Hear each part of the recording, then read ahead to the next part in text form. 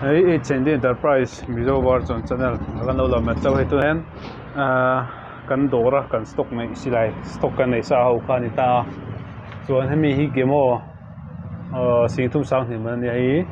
magazine mang ho khan ta helai magazine dan nan ta hei gemo 10x Gen 2 a new model ber khan ta chuan hei hi Air Venturi Ranger kan ti PCP khai ta hei hi singruk sang sari changaman ania Venturi hi chuan in hetami next le chia hi PX100 singthum changaman khania chunemi aduma hi GM10 hemi hi GM10 ho khan ta singni sang koman ka ani hemi hi GM10 side liver ania ama hi singni sang kwa ne chuanin GM10 ron chok ta smooth hemi cooking liver hemi te pai ron smooth em to a tu ma chuang kham to lo all model lang chai to lo ha ron smooth to em a chuanin hei hi GM10 tho SM singthum sang ni man khain ta hei chu all model ho khain ta angi chu all model chuan hemi singthum sang ni man ani chan chu hemi a sen ho ani chan chu a barrel 4 ania chumang chuan a to ta deuh hleka a barrel hi Luther Water barrel anga ron siam West German ho ron siam khain ta henglo bi ka hi chu chuan hemi ta pani hi a GM10 gemo ron ti an new model ron ti chua thar khai le tai wi singthum in ta side liver tho in ta ati hian nal to em a to na hen mana nuama chona shot kau ni GM10 na wa hian PX ne nei nang renga somriat tho ron da somriat World Cup thei tu tho khana ron da ta PX ne dang lam na om thlan lo chuanin GM10 chu kon soi nu FPS a upbe mai theya chu that le na ta ti nai chu ka na deuh sak du tan chuan aman tausi lo chuan lo budget a chuan ai thai han sei pak turam chuang lo hei lo budget a chuan thave pa ngai takani kana tu tan chuan hei hi Broco Commander .22 ania second hand ania la thar second hand a chuan la thapol taka niang hei scope na hian ka singret ania mo chuanin hetami hi hei NX200 khania NX200 sika sangli ania chuan hemi wood finish ami thingrong bik taka hi chu hemi thingrong a hi chu sika sang ni zanga chan chu hei second hand tho ania an man ngai lo an da mai min lo se sak ten ti banga ron da khain ta du tan chuan hei la thahop mai wood finish mo a tharang tluk ani chuan hei sika sang thum hei chu thar ni le thung ta hei sika sang thum black ani ta lekan ta chuan hemi a piaber 42 point second hand tho ai poi mi lo jor sakte an ti wanga ron han so ve kanita hei scope na hian singa sangsari an tia chu a du ta chuan nei tu ta po a biak thei tho ti kha kan sei da du boka ti kan silai nei ho khan ta tlema sang no hleka tang han la tai la a ding lampang a vei lampang ber hi gamo khan ta chuan a dot che Air Venturi khania PX chuan GM10 khania lai mi tial lo te ki singthum man ho khan ta chuan lai mi spring ho hi VX spring ho khan ta chuan Cherokee ki model 25 model ho khan ta chuan sling oma Hammer PX Hammer spring oma index back side the front side boka back side ki za sarinia front side ki za somnga chuan helai sling hi zanga man ho khan ta chuan silai mu a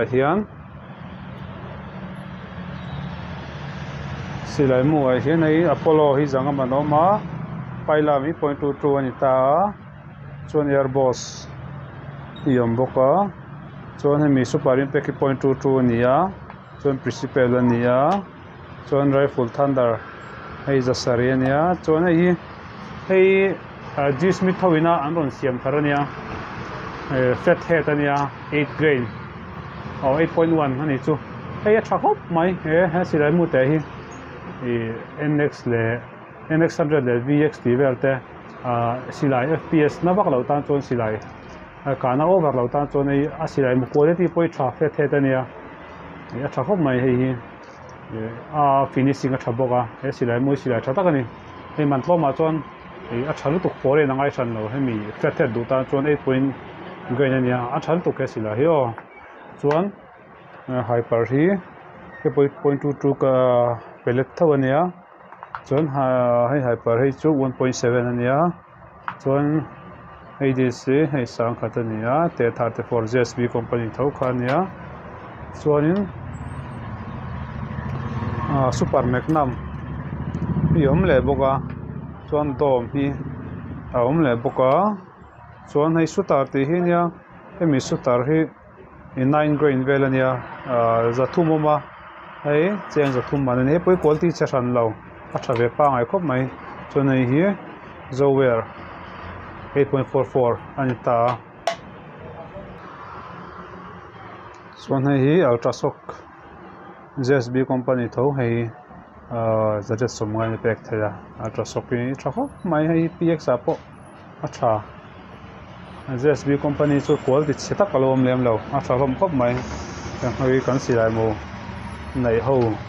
tuna kan stock HND enterprise ina kan stock kan nei ho chin ta chu tunen tiang ho scope pai kan nei nual boka HND enterprise a hian ti gol teoma discovery teoma center point teom ta mantonberry sangsari manania chuan scope mau na hianin 30 mm tube 11 mm ti te kan nei ta hai chuanin mau hi chu 11 mm to 30 tube low and high ka kan nei boka chuanin se sorry si ti sang ma hei pia hei GM10 valve awma zanga manania chuan GM10 meter hi om boka sang kha zanga ania chuan pump piston hi zanga om boka chuan pump meter khu kan nei boka chuan NX washer te chamber o-ring ti vel te po awma chuan hei hi meter chaina meter PX te chi sang am han the sang kha zathum man ani thunga chuan GM10 magazine awm boka chuanin PX fuel probe pa awma chuanin range finder battery awm boka chuanin sling ana awesome thei dan tur chuan huk kan teng chu suvel kan teng chi quality tha chi kha he teng chi kan nei boka hei hi zanga ni ta black dum kan nei boka hi kan nei bok ta ni hi zanga man ve ve ni a chuanin pikitini rel hi kan nei boka hei tiang hi pikitini rel a baipot bona nan man thin ang kha ani ta hei a toilet de a sei de ute a toi de ute om ta tiang hi zanga man ani ta chuan PX o-ring te oma GM10 o-ring om boka India product accessory so wa chuan om de vek ani chu berana chuan GM10 o-ring chu tiang ho hi tiang ho hi GM10 o-ring ania hi zanga man ania chuan PX o-ring hi sang khat ania chuanin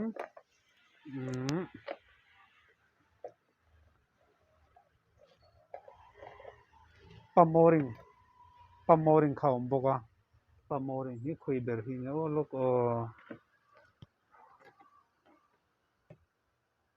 hetami pump o-ring se ta hianin sang khat man le sang khat zahni man awma hi pump o-ring set hei sang khat zahni man ania hei sang khat man man an lom na chan chu pump o-ring set a hian sang khat zahni man ni o-ring quality tha hei hi chuan hei tlemina quality niam le thata chu wanga man in a size a chu ei nang veka ma se o-ring quality kha in an lo deuh hlek awangin zahni nei tau hlei that ti na ni chu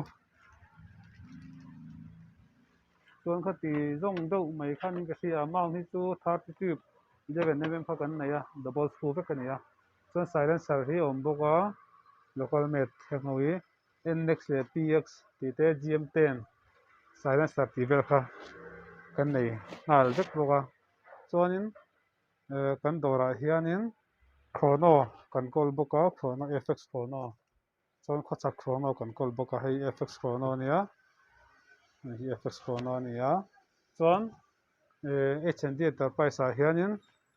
sin silai kha a kan dan zawng te in hriat duh chuan local wila a free vekin kha chu kan lo ti sak thei chu a ka silai kan dan zawng in hriat duh chuan local wila hemi call FX chrono hmang te hian kan lo en sak dawn chu ni man chawi angai lo ti kha kan soi duah tin India product bik ah GM10 le Crisol bik ah hian kan siam hian a siam man hi kan la lem lo a servicing hemi a pan man eroi chu kan la a chu kan kalpui rang dan thin sim sem ani a pama pawh ni thawa a siam man em chu kan la hran lo a pan man hi eroi chu lo thei lo ni van kan la ve ania a chuan ang maw siam du te repair ngai te om chuan local thin don nia khati zawng kha a pat kan nei ho chu ni da phot mai te se kan dawr address kha hei hilai hi nia Mala restaurant ti chungsaw nia ai khu Baibuan Road khain ta ai temple cho chho market kong khain ta chuan ke mi Mala restaurant dawr chung ki ai ta dar thalang om lagi chuan tarang chuan ki mi chok me bazar khain ta ki chok me bazar khain ta ai kan dawr opposite che kha tina ni chu mi kan dawr opposite che khain ta